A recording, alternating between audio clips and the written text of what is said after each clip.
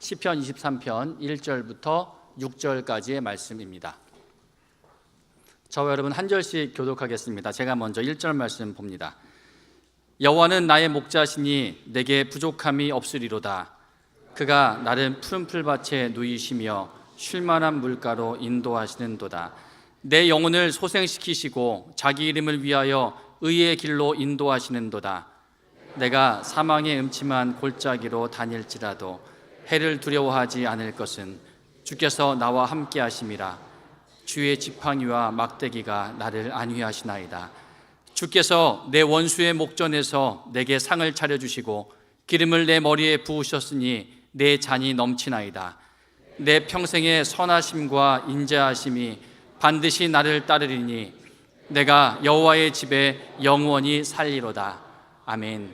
이 시간 우리가 사랑하는 목사님 나오셔서요, 한가위에도 하나님이란 제목으로 하나님 말씀 선포해 주시겠습니다.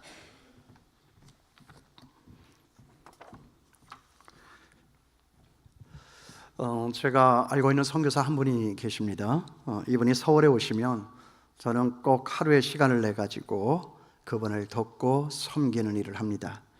가고 싶은 데가 어디 있습니까? 하고 싶은 일은 무엇입니까? 그분이 원하는 대로 제가 제 차를 가지고 하루 종일 돕고 섬깁니다. 그런데 이분이 참 독특한 것이 있어요. 어디를 가다가도 풀밭이 보이면 차를 세우라고 하고 꼭 그 풀밭에 들어가서 네잎클로버를 찾습니다.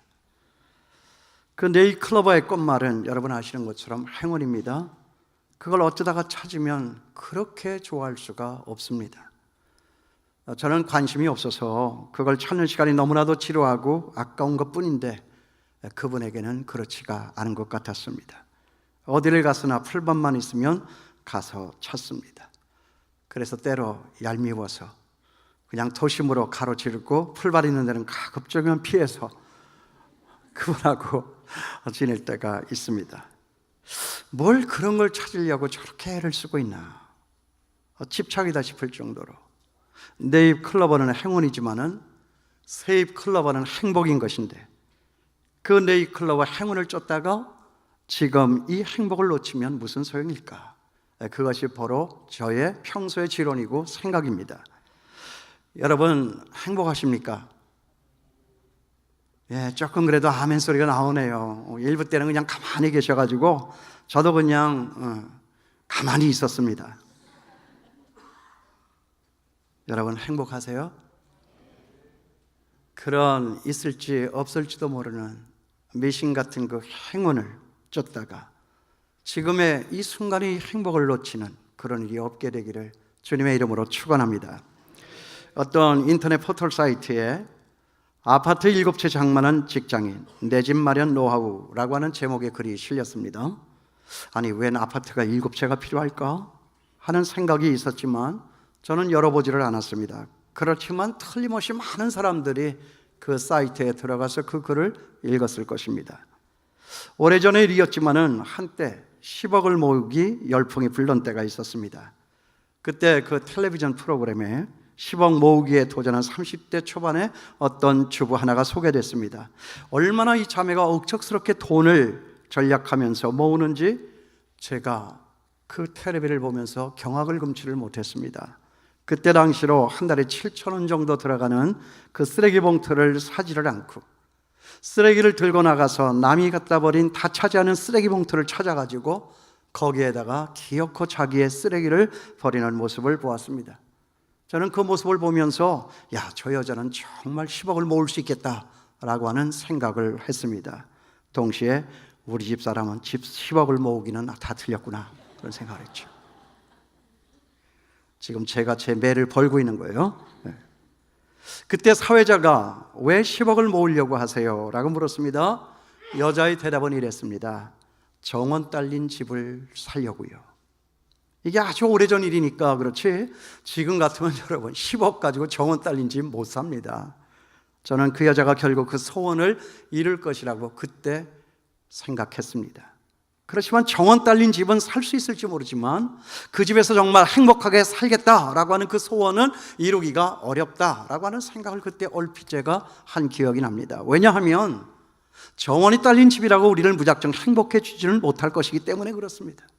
또 그 10억을 모으기 위해서 극단적으로 왜곡된 그분의 삶의 전체의 모습은 그 뒤로도 쉽게 바뀌지 않을 것이라고 저는 생각을 했기 때문입니다. 아마 모르기는 해도 그분은 정원 딸린 집을 산 다음에도 쓰레기를 들고 나가서 남의 집 쓰레기 봉투를 뒤지는 그런 삶을 살아갈 것이 분명했기 때문에 그렇습니다.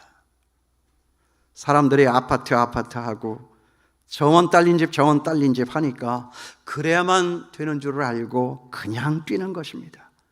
그 끝이 행복인지 불행인지도 모르고 그냥 숨가쁘게 정말 무작정 따라 뛰는 것이 저와 여러분 오늘날 우리의 이 삶의 모습이 아닐까 그런 생각을 해봅니다. 사람들 일생은 그냥 죽어라 하고 뛰는 삶같이 보이죠. 죽어라 하고 공부를 하죠. 죽어라 하고 일을 합니다. 죽어라 하고 경쟁을 하고 죽어라 하고 돈을 법니다. 그렇게 해서 그렇게 죽어라 하고 죽기 살기로 경쟁하는 이유를 한마디로 종합을 해보자고 하면 결국은 아파트 7채 장만하는 것이 바로 저들의 삶의 이유가 아닐까. 여러분의 삶의 이유는 무엇입니까? 정원 딸린 집입니까? 아니면 아파트 7채입니까? 무엇 때문에 그렇게 바삐 뛰고 무엇 때문에 그렇게 숨가쁘게 달려가고 있느냐 하는 것이죠. 아파트와 정원 딸린 집이 필요 없는 것도 아니고 또 그것은 나쁜 것도 아니지만 제가 여기서 말씀드리려고 하는 것은 뭐냐면 그것이 과연 그렇게 평생 우리가 목숨을 걸고 추구할 만한 가치가 있는 것이냐라고 하는 것입니다. 여러분 만족하세요? 우리는 알게 모르게 그런 만족을 얻기 위해서 여기까지 숨가쁘게 달려왔습니다. 그런데 만족하느냐 하는 것입니다. 여기 다윗이 오늘 이렇게 노래를 해요. 여호와는 나의 목자시니 내게 부족함이 없으리로다. 여러분 다윗은 왕이었습니다. 그러니까 누구보다도 돈이 많고 권력이 많았겠죠. 그런데 그 돈과 권력이 나의 목자라고 말하지 않는 거예요. 나의 만족이라고 말하지를 않습니다. 여호와 하나님만이 나의 목자시요 여호와 하나님만이 나의 만족이시다. 그렇게 말하고 있어요. 그러니까 이 말은 뭐예요? 세상에는 나를 지켜줄 것도 세상에는 나를 만족시켜줄 것도 없다라고 하는 이 말과 같지 않습니까? 제가 만약에 이런 말을 했다면 사람들은 와서 제게 이렇게 얘기를 할 겁니다. 에이, 남 목사님은 뭐 가진 것이 없으니까 그렇게 얘기할 수 있을지 모르죠. 그러나 여러분 여기 이 말하는 사람은 왕입니다. 돈이 있습니다. 권력이 있습니다. 이스라엘 나라 가운데에서도 가장 강력할 때의 왕입니다. 그것도 그의 인생을 거의 다 살고 나서 태평성대에서 바로 죽음 앞에 이르렀을 때 그가 외친 말이다 하는 것이죠. 그가 가장 부강했던 때의 왕이었다라고 하는 이 사실과 그가 인생 전부를 다 살고 난 마지막 때 한 말이었다라고 하는 이것을 안다라고 하면 우리는 적어도 이런 사람 말에 귀를 기울일 줄 아는 것이 교양인의 자세라고 저는 생각합니다.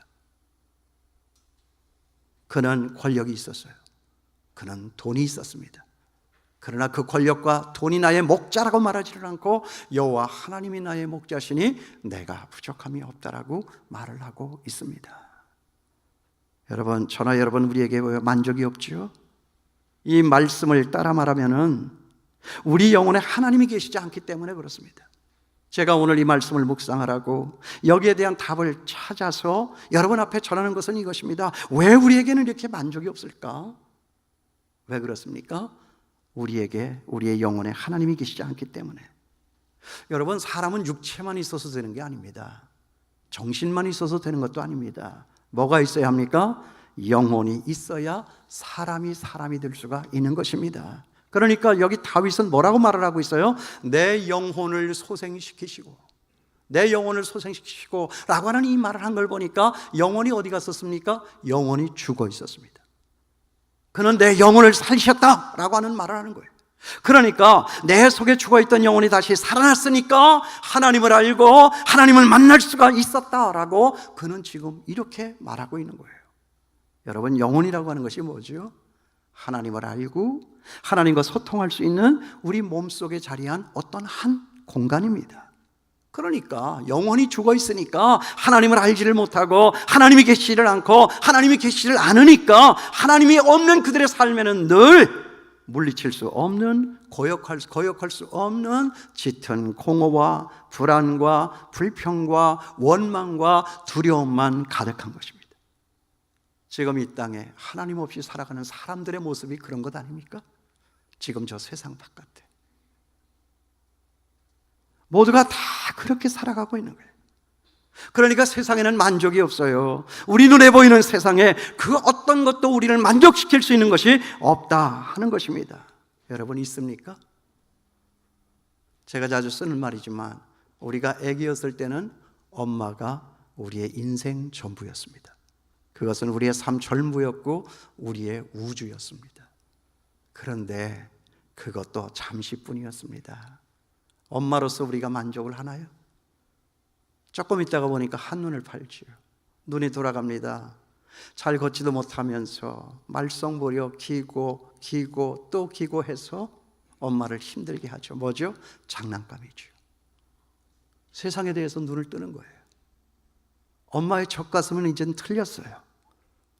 그리고 조금만 더 크니까 친구들이잖아요. 조금 더 크니까 장난감입니다. 조금 더 크니까 스마트폰이에요. 그리고 그 다음에는 사랑하는 사람이고 또 그 다음에는 돈과 명예와 권력이었어요.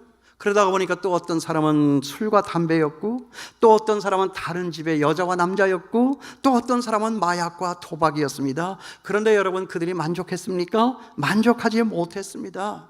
그런 만족이 그것을 가지면 있을까? 그런 만족이 거기에 가면 있을까? 라고 부지런히 달려가 보았지만 그것을 만나는 순간에서 그것은 만족이 아니라고 하는 사실을 확인하게 되는 것이 저나 여러분 우리들의 모습이 아니냐 하는 거죠.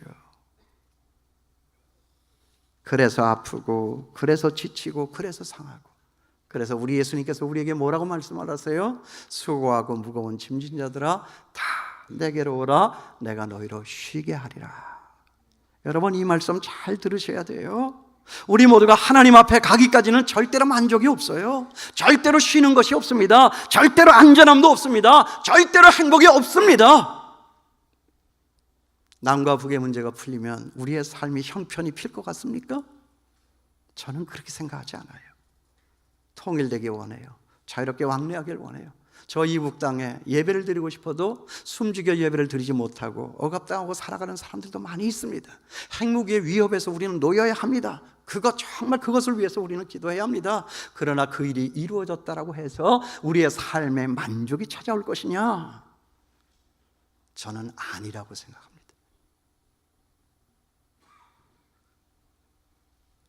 내가 만족하려고 하면 적어도 이 세상에서 나와 똑같은 것을 내가 만나야 됩니다. 아십니까? 아니면 나보다도 더 좋고 훌륭한 것을 내가 만나야 합니다. 나보다 더 좋고 훌륭한 것들을 내가 만나고 내가 소유하고 내가 내 가슴에 채워야 우리 인생에는 드디어 만족이 온다 하는 거죠. 그런데 세상에 나보다 더 좋은 것은 없습니다. 여러분 있습니까? 우리 집 아내가 아무리 좋다고 해도요 항상 좋은 건 아니지 않습니까?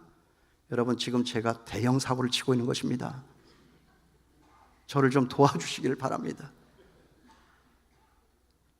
그래도 상관없습니다. 저기 앉아있는 우리 그분께서도 나도 마찬가지다 그런 생각을 하기 때문입니다. 아무리 아내가 좋아도 우리 만족할 수 없습니다. 아무리 자식이 좋아도 우리 만족할 수 없습니다. 적어도 우리가 만족하기 위해서는 나 같은 놈을 만나야 됩니다. 아니면 나보다 더 좋은 놈을 만나야 됩니다. 그런데 내가 나를 봐도 만족이 없습니다. 여러분 만족 있어요? 그러니까 세상에 나를 만족시킬 수 있는 것은 나를 포함해서도 없다 하는 것입니다. 나를 창조하시고 나를 사랑하시고 때를 따라 나의 필요한 모든 것들을 공급하시는 그 하나님을 만나기 전까지는 우리에게는 만족이 없다 하는 것입니다. 이 하나님을 만나는 거예요. 이 하나님을 만나야 되는 거예요. 오늘 이 다윗의 고백은 우리에게 그걸 가르쳐주고 있는 거예요. 이번 추석에 이 하나님을 전하시는 저와 여러분이 될 수 있게 되기를 바랍니다. 그러므로 이번 추석의 주제어는 뭐예요? 만족하십니까? 친지들 모였을 때 동서를 만나거든 여러분 한번 도전하세요. 싱크대에서 같이 설거지를 하기 위해서 섰습니까? 옆에 있는 동서를 향해서 도전해 보십시오. 동서 만족해? 만족하냐? 물으세요. 이게 이번 추석의 주제예요. 우리 하나님은 나에게 가장 좋은 것 주십니다. 그 하나님을 만나기 전까지는 우리 인생에는 만족이 없어요. 쉼이 없어요. 그걸 우리가 아셔야 돼요. 거기 2절과 3절, 4절에 있는 말씀을 보세요. 그가 나를 푸른 풀밭에 놓이시며 쉴만한 물가로 나를 인도하시는도다. 내 영혼을 소생시키시고 자기 이름을 위하여서 의의 길로 인도하시는도다. 내가 사망의 음침한 골짜기로 다닐지라도 내가 해를 두려워하지 않을 것은 주께서 나와 함께 하심이라. 주의 지팡이와 막대기가 나를 안위하심이라. 하나님은 나로 편히 쉬게 하세요. 하나님은 나로 언제나 좋은 길을 가게 하세요. 하나님은 언제나 나로 생명의 길을 가게 하십니다. 비록 내가 사망과 같이 보이는 저 사망의 음침한 골짜기를 지난다 할지라도 나는 두려워하지 않습니다. 왜 그렇습니까? 주의 지팡이와 막대기가 나를 안위하시기 때문에 그렇습니다. 내가 길을 몰라 방황할 때는 하나님은 지팡이를 들어서 저 길을 향해서 가야 한다고 말씀을 하십니다. 내가 하나님의 말씀을 거역하여 내가 무지하고 무식해서 하나님의 품을 떠나려고 할 때 하나님은 막대기를 들어서 우리의 가는 길을 막으시고 우리를 내려치실 때도 있습니다. 누군가 나를 해하려고 하는 사람이 있으면 하나님은 막대기를 들어서 그 짐승을 치고 그 원수를 치는 것을 우리는 살면서 경험하고 있는 것입니다. 여러분, 하나님은 언제나 우리에게 좋은 것 주세요. 여러분 믿습니까? 이번 추석에 저한테 전한 우리 딸에게 하나님은 언제나 좋은 것 주신다. 내가 생각한 것보다 더 좋은 것을 주시지. 내 앞에 있는 모든 것은 좋은 것이 아닌 것이 없다. 단지 우리가 그것을 해석할 수 있는 능력이 없어서 그런 것이지. 하나님을 믿자. 하나님을 믿니? 여러분, 하나님이 있으면 다 답이 있어요. 길이 있습니다. 만족이 있어요. 언제나 하나님은 우리에게 좋은 걸 주세요. 여러분 믿습니까?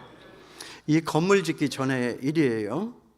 새벽 기도를 갔다가 제 방에 오느라고 이제 좁은 건물 속에 이제 복도를 지나서 이렇게 가는데 보니까 뭔가 파다닥거려요. 보니까 참새 한 마리가 들어온 거예요. 근데 밤새도록 애를 쓰셨는가 봐요. 잘 움직이도 못해요.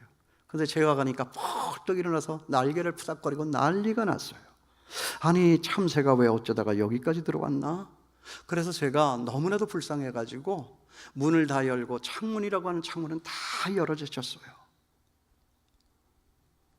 그런데 무사히 빠져나가기를 기다렸지만 걔 실력으로는 이게 안 되는 거예요.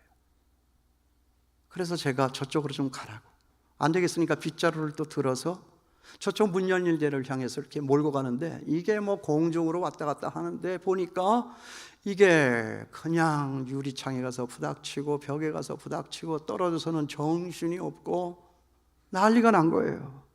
그래서 한참 어이가 없어가지고 나는 저를 도와주려고 하는 건데 걔가 나를 이해를 못하고 알지를 못하니까 그래서 서로가 눈만 쳐다보고 이렇게 바라보고 있었어요. 내가 참새한테 얘기했어요. 야, 너 내 말 좀 들어. 나 너 해치려고 하는 거 아니야. 그랬더니 참새가 나한테 이렇게 얘기를 하더라고요. 누가 너한테 속을 줄 알고? 너 날 좀 그만 괴롭혀. 저리 가. 목사가 돼가지고 심보 참 못됐다. 어떻게 하면 좋습니까? 그러다가 어떻게 해가지고 창문 밖으로 나갈 수 있게 되었어요. 하늘 높이 쌩쌩 날아오르는 그 참새의 뒷모습을 바라다 보면서 제가 그 뒤에다 대고 이렇게 소리를 쳤어요. 야, 다시는 이런 데 오지 마. 그리고 남은 여생 정말 잘 살아. 행복해. 그랬더니 그놈이 도망가면서 나한테 이런 말을 하더라고요. 에이, 재수 없어. 저놈 때문에 내가 정말 죽을 뻔했네. 그런데 여러분, 살아서 다행이잖아요. 그래도 살았잖아요. 이 참새는. 죽었으면 어떻게 할 뻔했습니까? 그런데요, 한 가지 씁쓸하게 제 가슴에 찾아오는 생각은 뭐냐 하면 깨닫지 못하고 날아간 것이 얼마나 해석한지 이걸 깨달아야 되는 거잖아요. 여러분, 저는 이것이 하나님과 우리라고 생각합니다.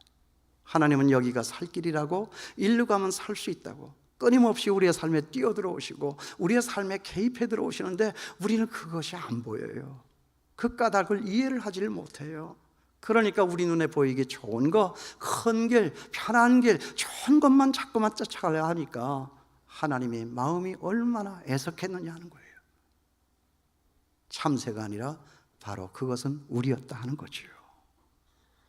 하나님이 없어 살 길을 못 찾고 하나님을 오해해서 혼자 힘으로 죽을 힘을 다해서 살다가 결국은 죽음의 자리에 이르고야 마는 우리, 이것이 바로 우리의 삶이 아니냐 하는 것이죠. 하나님을 만나서 살 길을 찾고 하나님을 만나서 이 거칠고 험한 세상 안전함으로 생기 있음으로 언제나 이기고 견딤으로 넉넉히 살아가시는 제가 되고 여러분 될 수 있게 되기를 주님의 이름으로 축원합니다. 나 혼자서는 불가능한 거예요. 그런데 하나님과 함께라면 가능한 거예요. 우린 그렇게 살아야 되는 거예요. 이것을 전하시는 저와 여러분, 이번에 추석이 될 수 있게 되기를 주님의 이름으로 축원합니다. 첫째는 만족하십니까? 도전하시고요. 하나님을 믿으면 길이 보인다. 하나님이 있으면 모든 것을 이긴다. 하나님이 있으면 우리는 외롭지 않다. 여러분의 삶으로, 여러분의 얼굴 표정으로, 여러분의 미소 짓는 그 영혼으로서 우리 함께 자리에 앉은 우리 가족 친지들에게 전하시는 저와 여러분 될 수 있게 되기를 바랍니다. 그런데 그렇게 살다가 우리는 어디로 가느냐 하는 거죠. 우리는 정말 어디로 가는 거지요? 거기 마지막 절에 있어요. 내 평생의 선하심과 인자하심이 반드시 나를 따르리니 내가 여호와의 집에 영원히 살리로다. 영원한 집이 있어요. 이렇게 살다가 주께서 주시는 힘과 능력으로서 때를 따라 공급하여 주시는 그 모든 것들을 가지고 정말 각박한 세상이지만 모든 것을 뛰어넘어 승리하며 살아가다가 이제 우리는 죽으면 뭐예요? 또 영원한 하나님과 함께 영원한 천국에서 의와 평강과 희락을 누리면서 영원히 살 수 있는 날이 있게 되는 거예요. 그런데 여러분, 세상에서 가장 불쌍한 사람이 누구지요? 해는 져서 어두운데 갈 곳 없고 기다려주는 사람 없는 사람, 그 사람이 가장 불쌍한 사람이에요. 어디로 갑니까? 갈 곳 있습니까? 누가 나를 기다려줍니까? 기다려주는 사람 있습니까? 제가 이 비유를 자주 들죠. 해변가에서 아이들이 놀고 있잖아요. 모래로다가 성도 쌓고 집도 쌓고, 그리고 모래로다가 밥도 짓고 서로가 아빠 엄마 하면서 소꿉놀이를 하고, 그러다가 마음에 안 들면 서로가 내 것이라고 뺏고 그 조개 껍질 가지고 서로가 싸우잖아요. 그게 우리 인생 아닙니까? 정신없이 살아가잖아요. 그것이 전부라고, 그것이 정말 우리의 마지막이라고 그렇게 하면서 우리는 숨을 꼴딱꼴딱 하면서 살아가요. 그런데 해가 떨어져요. 저 멀리 해변가에 어머니가 나타나요. 얘야, 우리 저녁 먹자. 그러면 그렇게 막 싸우던 놈이 그냥 갑자기 얼굴 표정 달라지고 얼굴을 돌려서 그냥 손을 툭툭 털고 언제 그랬냐는 듯이 모든 거 다 집어내 던지고 엄마 하고 달려가잖아요. 그런데 그 가운데서도 찾아오는 사람 없고 불러주는 사람이 없는 사람이 있다는 거예요. 그 사람이 누구입니까? 하나님이 없이 사는 세상의 불쌍한 사람들입니다. 해는 져서 어두운데 찾아오는 사람 없고, 뭐예요? 밝은 달만 쳐다보니 외롭기 한이 없다. 여러분, 오늘 밤에 보름달 뜨걸랑 그 보름달 바라다 보면서 나의 가야 할 마지막 집은 어디 있나 다시 한번 생각하는 저와 여러분 될 수 있게 되기를 주님의 이름으로 축원합니다. 오늘은 주일이지만 한가위 시작하는 주일이에요. 더도 말고 덜도 말고 한가위만 같아라. 여러분 꼭 그런 추석 되기를 바랍니다. 그런데 안 될 거예요. 안 될 거예요. 제가 예언하는 거예요. 더도 말고 덜도 말고 한가위만 같아라. 누구 마음대로. 여러분, 부인네들이요, 그 명절만 되면 스트레스가 그렇게 있다네. 나는 뭐 남자니까 잘 모르겠어요. 근데 이 한가위 추석 전 일주일 전부터 스트레스가 있다는데요. 그리고 이 명절이 지나가는 3일 동안, 그러니까 한 열흘 동안 부인네들이 스트레스가 그렇게 많대요. 근데 남자들도 또 그렇게 스트레스가 있다는 거예요. 난 남자들이 왜 그렇게 스트레스가 있는가를 내가 잘 몰랐어요. 근데 남자들은 추석이 시작하는 그날로부터 시작해서 그리고 추석 끝나고 한 일주일 동안, 그러니까 여자도 열흘, 남자도 열흘, 이 스트레스는 똑같이 등가위 법칙이 해당이 됐고 공평하다는 거예요. 근데 남자들이 왜 스트레스가 있을까? 여러분 아시죠? 추석 끝났는데 그 부인이 스트레스라. 이거 웃어야 되는 상황 아니에요, 이거? 여러분, 제가 지금 왜 이 얘기를 하느냐 하면 더도 말고 덜도 말고 한가위만 같아라. 그것은 우리의 바람인 거지. 그것은 우리의 실제가 아닌 거 아시죠? 명절 때문에 스트레스 받고 명절 때문에 더 힘든 사람들도 얼마나 많고, 어디에 우리의 한가위가 그렇게 완전한 만족 있을까? 그래서 오늘 설교 제목이 뭐죠? 한가위에도 뭐예요? 하나님이에요. 누가 스트레스 주걸랑? 신랑이, 또 아내가 하나님을 보시고 하나님께로 피하시고 하나님을 소유하시고 그 마음의 상처 다 녹여서 다음 주일날 이 시간에 우리 즐겁고 환한 표정으로 다시 만날 수 있는 제가 되고 여러분 될 수 있게 되기를 주님의 이름으로 축원합니다. 설교 끝. 기도하겠습니다.